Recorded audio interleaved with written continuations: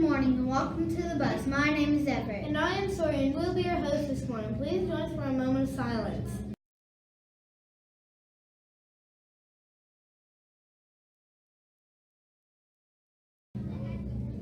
Please stand for the pledge to the flag.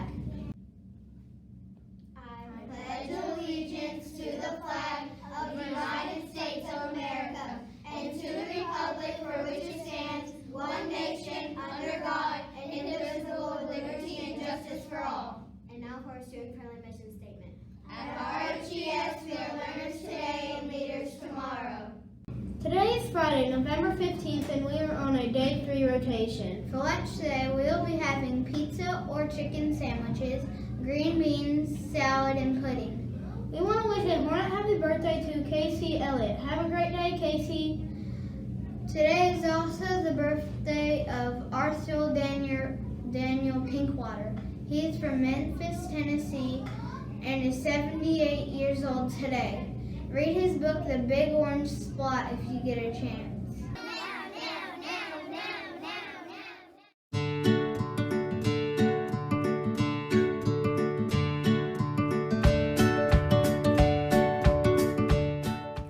The Big Orange Splat by Daniel Manus Pinkwater, read by Bits.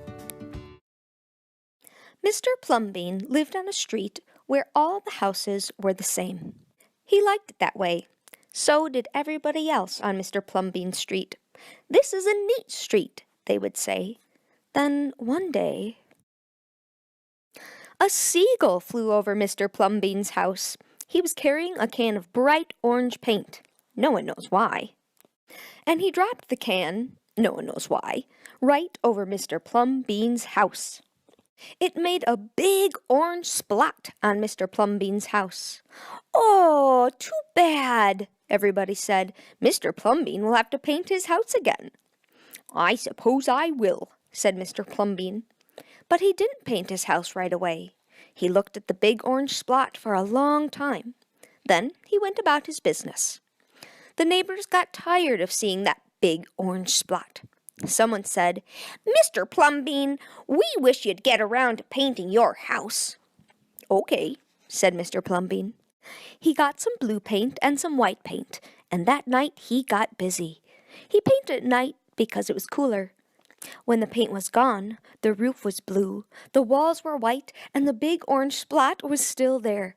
Then he got some more paint. He got red paint, yellow paint, green paint, and purple paint. In the morning, the other people on the street came out of their houses. Their houses were all the same. But Mr. Plumbean's house was like a rainbow. It was like a jungle. It was like an explosion. There was the big orange splat, and there were little orange splats. There were stripes. There were pictures of elephants and lions and pretty girls and steam shovels. The people said, "Plumbean has popped his cork, flipped his wig, blown his stack, and dropped his stopper." They went away muttering. That day, Mr. Plumbean bought carpenter's tools. That night, he built a tower on top of his roof, and he painted a clock on the tower. The next day, the people said, "Plumbean has gushed his mush, lost his marbles, and slipped his hawser." They decided they would pretend not to notice. That very night, Mr. Plumbean got a truck full of green things. He planted palm trees, baobabs, thorn bushes, onions, and frangipani. In the morning, he bought a hammock and an alligator. When the other people came out of their houses, they saw Mr. Plumbean swinging in a hammock between two palm trees. They saw an alligator lying in the grass. Mr. Plumbean was drinking lemonade.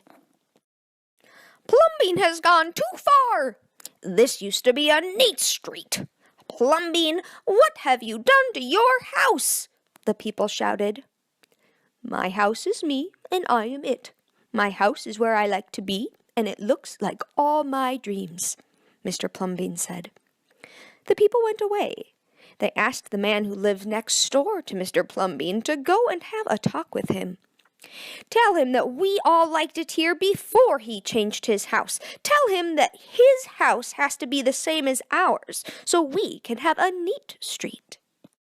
The man went to see Mr. Plumbean that evening.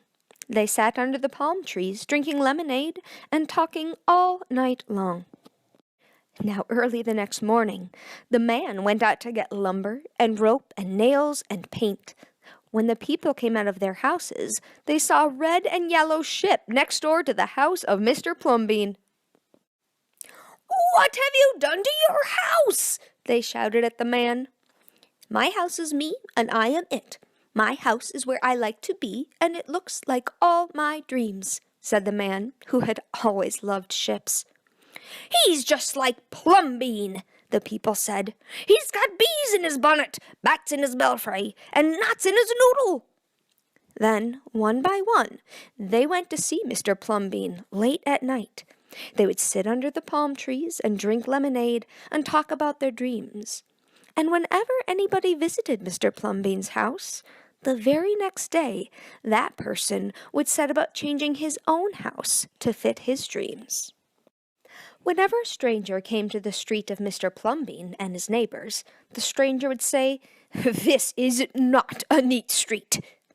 Then all the people would say, "Our street is us, and we are it. Our street is where we like to be, and it looks like all our dreams." And now time for the joke of the day. What is a turkey's favorite dessert? I don't know. What is a turkey's favorite dessert? Peach gobbler. Thanks and have a great day.